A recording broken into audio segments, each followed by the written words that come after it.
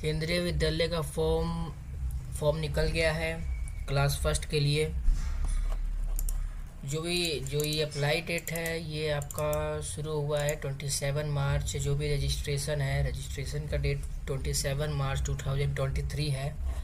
ठीक है, तो मैं आज आपको बताने वाला हूँ कि आप केंद्रीय विद्यालय का फॉर्म कैसे भर सकते हैं। तो वीडियो को पूरा देखिएगा, नहीं तो आपको, अगर आप स्किप करते हो तो वीडियो आपको नहीं समझ में आएगी। ठीक है, तो हम चलते हैं गूगल क्रोम पे और इसकी इंस्ट्रक्शन है वो भी मैं आपको दिखा देता हूँ। एडमिशन शेड्यूल है, ठीक है, तो ये भी आप देख लें यहाँ पे।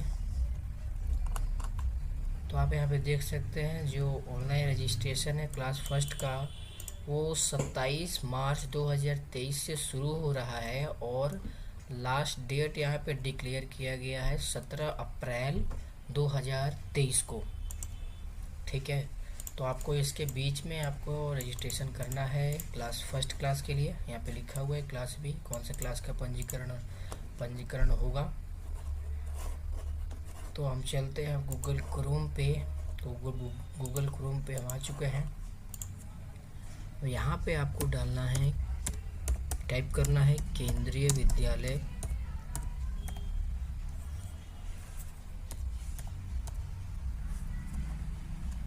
विद्यालय एडमिशन 2023 टू 2024, इस पर क्लिक कर देना है हमको। उसके बाद यहाँ पे जो ऊपर आ रहा है सबसे ऊपर ऑनलाइन एडमिशन पोर्टल, इस पर क्लिक कर देंगे। इस पर क्लिक करने के बाद पंजीकरण करने के लिए यहाँ क्लिक करें, हमको यहाँ क्लिक करना है। यहाँ क्लिक करेंगे तो फिर आपको यहाँ पे इंस्ट्रक्शन मिलेगी, ये इंस्ट्रक्शन आप पढ़ लें। और अगर आप हिंदी में चाहते हैं तो हिंदी में भी पढ़ सकते हैं, जैसा आपको समझ में आए। तो यहाँ पे इंग्लिश सेलेक्ट कर लेंगे। और हाँ, यहाँ पे भी आपको इंस्ट्रक्शन दी है, तो आप इस पर क्लिक करेंगे तो यहाँ पे इंस्ट्रक्शन आ जाएंगे। इनको भी आपको सही से सारी डिटेल्स को पढ़ लेना है। ये आपका 20 पेजों का है, तो इसको भी आप पढ़ लें। और फिर बैक करेंगे यहाँ पे, तो इनको भी आपको सही से पढ़ लेना है। यहाँ पे फाइल्स की डिटेल्स लिखी हुई हैं, फ़ोटो कितने KB का होगा, और जो डिजिटल फोटोग्राफ होना चाहिए JPG में 256 KB होना चाहिए उसका कैपेसिटी। जो भी आपका मतलब साइज़ होगा JPG का, वो 256 KB का होना चाहिए। और चाइल्ड का बर्थ सर्टिफिकेट भी चाहिए यहाँ पे, JPG में भी देख सकते हैं या फिर PDF फाइल में भी दे सकते हैं। और इसकी भी जो साइज़ है वो 256 KB होनी चाहिए। तो हम इसको नीचे कर लेते हैं और यहाँ पे हम इसको एक्सेप्ट कर लेंगे गाइडलाइंस को, और आगे बढ़े प्रोसीड कर देंगे। इस पर क्लिक कर देंगे। इस पर क्लिक करने के बाद यहाँ पे आपको फर्स्ट नेम पूछेगा चाइल्ड का, तो मैं यहाँ पे फर्स्ट नेम डाल लेता हूँ। आपको भी डालना है, और या मिडिल नेम है तो मिडिल नेम भी डालना है। और लास्ट नेम है तो लास्ट नेम भी आपको यहाँ पे फिल कर देना है। और यहाँ पे लिखा हुआ है यदि बच्चा दिव्यांग है, is the child differently abled, यानी उसके शरीर में कोई दिक्कत है, कोई अंग में कोई दोष है, तो आपको यस करना है, नहीं तो नो पे ही क्लिक कर देना है। उसके बाद जो डेट ऑफ बर्थ है वो 6 साल के अंडर में होनी चाहिए, यानी जो आपका बच्चा है वो 1 से 6 साल के बीच में होना चाहिए। तो यहाँ पे हम डेट ऑफ बर्थ यहाँ पे सेलेक्ट कर लेंगे। ठीक है, डेट ऑफ बर्थ सेलेक्ट कर लेने के बाद ये मैंने यहाँ पे डेट ऑफ बर्थ, एक मिनट,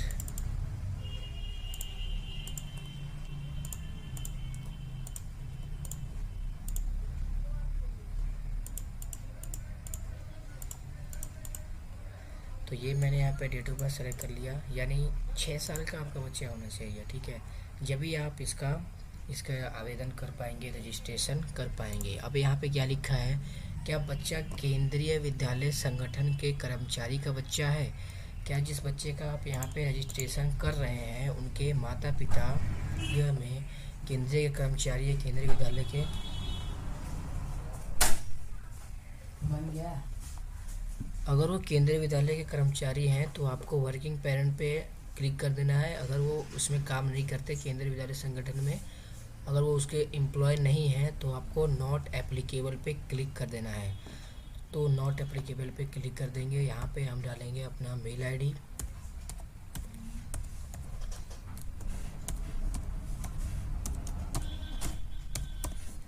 तो ये मैंने यहाँ पे डाल लिए मेल आईडी, और मोबाइल नंबर यहाँ पे डाल देंगे। मोबाइल नंबर डालने के बाद आपको यहाँ डालना है कैप्चा कोड।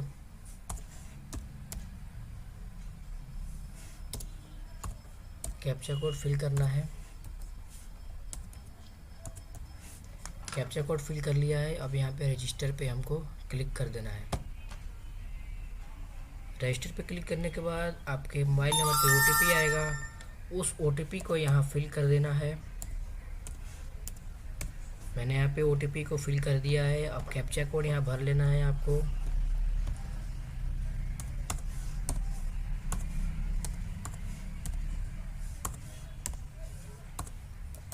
तो मैंने यहाँ पे कैप्चा कोड भी भर लिया है। अब मैं यहाँ पे इसको वेरीफाई पर क्लिक कर दूंगा।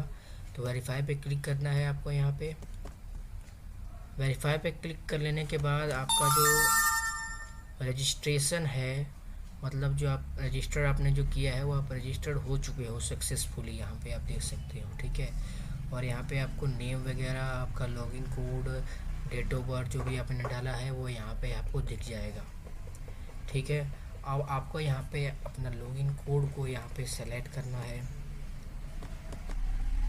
लॉगिन कोड आपको यहाँ पे इसका फ़ोटो क्लिक कर लेना है, जिससे आपको बाद में दिक्कत नहीं आएगी।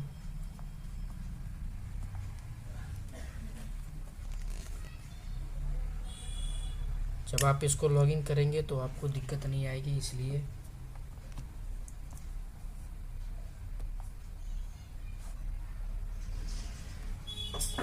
तो जब आपने यहाँ पे इसका फ़ोटो ले लिया है, अब आपको यहाँ पे लॉगिन टू द पोर्टल पे आप दिख रहा होगा यहाँ पे क्लिक हेयर। तो क्लिक हेयर पे हमको क्लिक कर देना है। क्लिक करें पे उसके बाद वही लॉगिन कोड आपको यहाँ पे पुट करना है, यहाँ डालना है।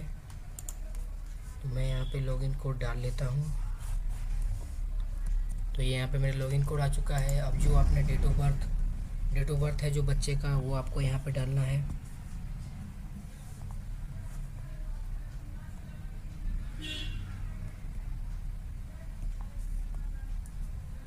तो यहाँ पे मैंने डेट ऑफ बर्थ सेलेक्ट कर लिया। डेट ऑफ बर्थ सेलेक्ट कर लेता हूँ।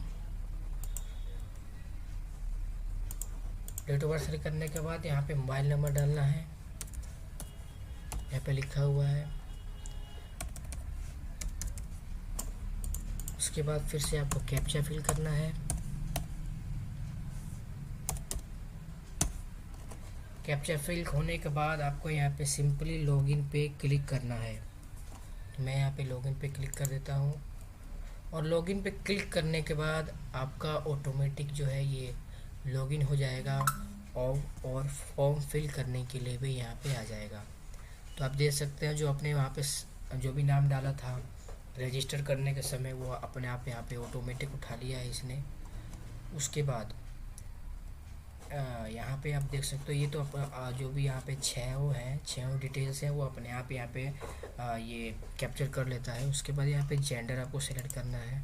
तो मैं यहाँ पे जेंडर भी सिलेक्ट कर लिया है। और फैमिली इनकम ग्रुप, फैमिली का इनकम के हिसाब से आपको यहाँ पे 3 ऑप्शन दिए हैं, वो आपको यहाँ पे सिलेक्ट करने हैं। यहाँ पे लिखा है कम आय वर्ग के अंतर्गत नहीं, यानी आप कम इनकम ग्रुप में नहीं आते, यानी आपका इनकम जो है वो मीडियम है। ठीक है। और यहाँ पे क्या आ रहा है, इकोनॉमिकली वीकर सेक्शन EWS, यानी आपका मीडियम में है तो आप इसको कर सकते हैं। और अगर गरीबी रेखा से आप नीचे हैं, आपका इनकम जो है बहुत कम है, ठीक है, मतलब जितना होना चाहिए उससे कम है, तो आप इस पे सेलेक्ट करेंगे, नहीं तो इस पे करेंगे। ठीक है। अगर आपका सही है, मीडियम है इनकम, ठीक है, तो इस पे करेंगे।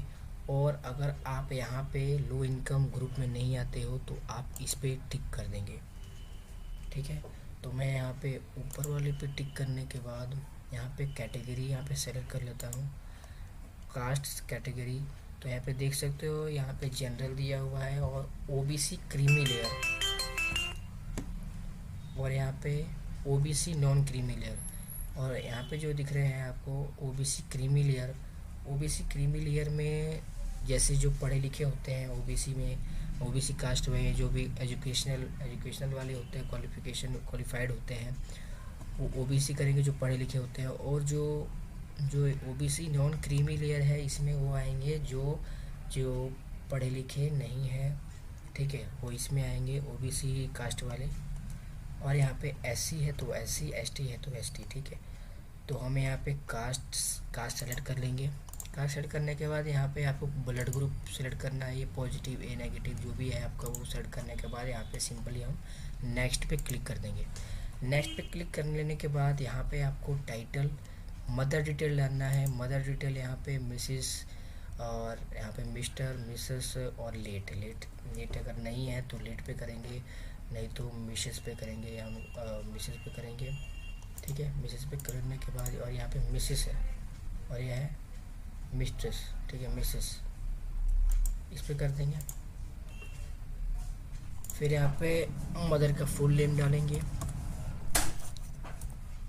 मदर का फुल नेम डालने के बाद यहाँ पे नेशनैलिटी सेलेक्ट करनी है, इंडियन, अदर, तो इंडियन बाहर रहते हैं तो अदर, तो इंडियन सेलेक्ट कर लेंगे। यहाँ पे do you want to copy mother as initial, क्या आप जो भी यहाँ पे डाल रहे हैं एज इनिशियल जो भी डाल रहे हैं वो आप सेम करना चाहते हैं पिता के एड्रेस से, तो यस कर दीजिए, वरना नो कर दीजिए। अगर अलग अलग जगह रहते हैं, अगर एक जगह रहते हैं तो यस कर दीजिए, अगर अलग अलग जगह रहते हैं तो नो कर दीजिए। तो यहाँ पे हम यस कर देंगे। यस कर लेने के बाद यहाँ पे हमको कंट्री सेलेक्ट करना है, यहाँ पे स्टेट सेलेक्ट करना है, और यहाँ पे सिटी सेलेक्ट करना है। सिटी यहाँ पे हमको टाइप करना पड़ेगा, तो टाइप कर लेंगे यहाँ पे। और यहाँ पे आपको एड्रेस डालना है, ठीक है, तो एड्रेस हम लोग डाल देंगे यहाँ पे।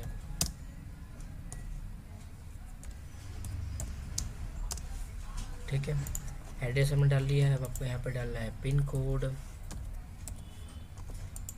पिन कोड डालने के बाद यहाँ पे आपको मोबाइल नंबर डाल देना है सिंपली।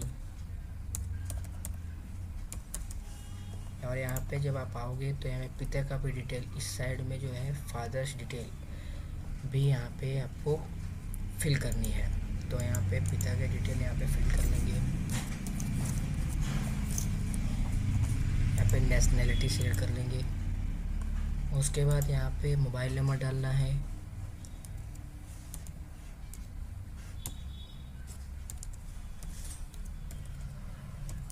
और अगर आप मेल आईडी देना चाहते हैं तो दे सकते हैं, ठीक है। या मैं डाल लेता हूँ मेल आईडी भी आप डाल लेना।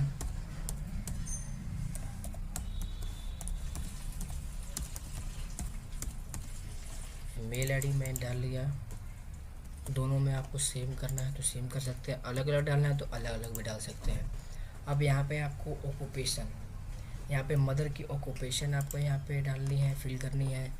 तो ऑक्यूपेशन यहाँ पे डाल लेंगे, ऑक्यूपेशन फिल कर लेंगे।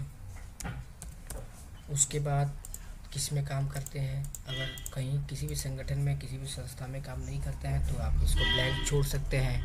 और अब यहाँ पे आ जाते हैं पिता के ब्लैंक में आएंगे, तो यहाँ पे आपको डालना है पिता का ऑक्यूपेशन, वो क्या काम करते हैं। तो हम यहाँ पे कर देंगे प्राइवेट सेक्टर एम्प्लॉय। उसके बाद कहाँ पे काम करते हैं, कौन से कंपनी में काम करते हैं, ठीक है, उसका आपको यहाँ पे नाम फिल कर देना है। और फिल करने के बाद में आपको यहाँ पे नेक्स्ट पे क्लिक करना है। उसके बाद आपको यहाँ पे स्कूल की डिटेल यहाँ पे डालनी पड़ेगी। आपको अपना राज्य यहाँ पे चूज़ करना है। राज्य चूज़ करने के बाद यहाँ पे स्कूल जो भी वहाँ पे हरियाणा में जो भी स्कूल होंगे जिसमें आप पढ़ना चाहते हैं, यहाँ पे सारे स्कूल के नाम यहाँ पे दिख जाएंगे। इसमें से आपको सेलेक्ट करना है। तो इसमें से हम रैंडमली यहाँ पे हम इसको सेलेक्ट कर लेते हैं, ठीक है। सेलेक्ट करने के बाद आपको यहाँ पे कैटेगरी दिख रही है, स्कूल की कैटेगरी क्या है और रीजन क्या पड़ेगा, ठीक है। और यहाँ पे स्पॉन्सरिंग एजेंसी, ये भी आपको यहाँ पे शो कर लेगा। आप इसको भी अब अपने अपने आसपास जो भी अब केंद्रीय विद्यालय है उसको आपको यहाँ पे सेलेक्ट करना है, या फिर जिसमें आप पढ़ना चाहते हैं वो स्कूल आपको यहाँ पे सेलेक्ट करना है। केंद्रीय विद्यालय के किसी स्कूल जो भी है जिसमें आप पढ़ना चाहते हैं वो आप यहाँ पे सेलेक्ट कर लेंगे। उसके बाद यहाँ पे क्या आपको सेवा प्राथमिक श्रेणी भरने में मदद चाहिए? अगर चाहिए तो आप यस कर लीजिए। यस करने के बाद आपको यहाँ पे जैसे आपके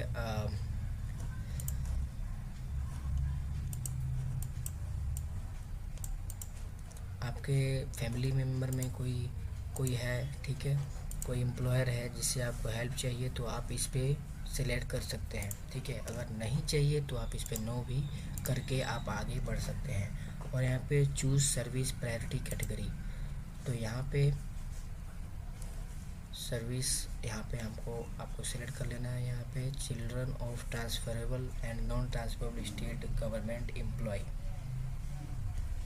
children of transferable and non-transferable employees of autonomous higher learning of the government of India, children of। तो यहाँ पे सर्विस प्रॉपर्टी सुविधा के बारे में आपको यहाँ पे मांग रहा है कि आपको कैसी सुविधा चाहिए वहाँ पे, ठीक है। तो आप वो यहाँ पे सेलेक्ट कर लेते हैं हम। तो ये हमने यहाँ पे सेलेक्ट कर लिया। उसके बाद सेलेक्ट करने के बाद आपको सिंपली यहाँ पे आप देख सकते हैं अभिभावक के पिता, माता, दादा, दादी, नाना, नानी, कोई भी अगर इसमें IHL प्रोजेक्ट सेक्टर विद्यालय की सेवा प्राथमिक श्रेणी 1 के लिए मान्य का चुनाव करें, जिनकी सेवा प्राथमिक श्रेणी एवं संस्थान के आधार पर प्रवेश का निर्णय होगा। सेलेक्ट पेरेंट, जो भी यहाँ पे एडमिशन करा रहे हैं, ठीक है। और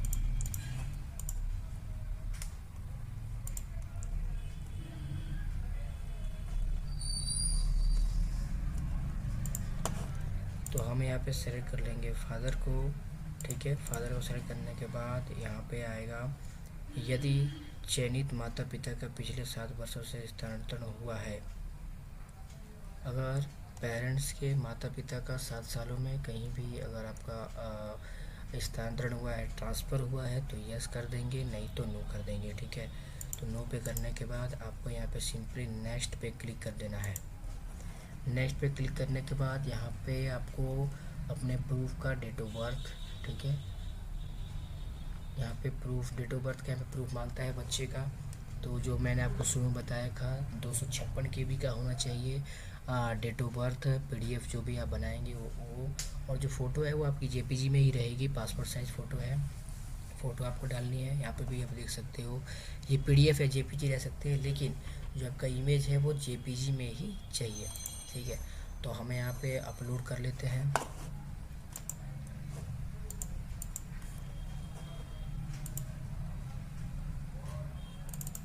यहाँ पे ये हमने अपलोड कर लिया है, ठीक है। उसके बाद यहाँ पे passport size photo of the child, passport size photo हम यहाँ पे अब सिलेक्ट कर लेंगे। तो पासपोर्ट साइज़ फ़ोटो सेलेक्ट कर लेने के बाद में अब हम आपको यहाँ पे एक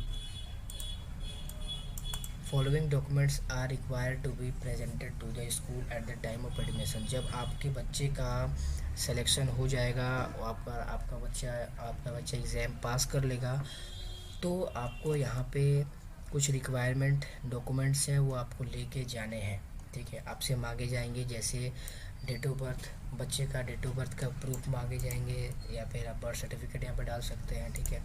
तो ये आपसे प्रूफ मांगे जाएंगे और पासपोर्ट साइज़ फ़ोटो मांगी जाएगी। और जहाँ आप रह रहे हैं वहाँ का प्रूफ, जैसे आधार कार्ड हो सकता है, वोटर ID कार्ड हो सकता है, और क्या बोल सकते हैं, पासबुक हो तो पासबुक भी हो सकता है प्रूफ, ठीक है। बच्चे का उस पर नाम होना चाहिए, लेकिन तभी ये मान्य होगा, ठीक है। सक्षम प्राधिकारी द्वारा दिए गए सेवा, यहाँ पे service certificate of employ given by the competent authority, जो आपको स्कूल की तरफ से जो मिला होगा, आपको कोई सर्टिफिकेट वगैरह वो भी आपको मांगे जाएंगे वहाँ पे। और यहाँ पे आप देख सकते हो जो आपने स्कूल सेलेक्ट किया होगा वो यहाँ पे आपको शो कर दिया जाएगा।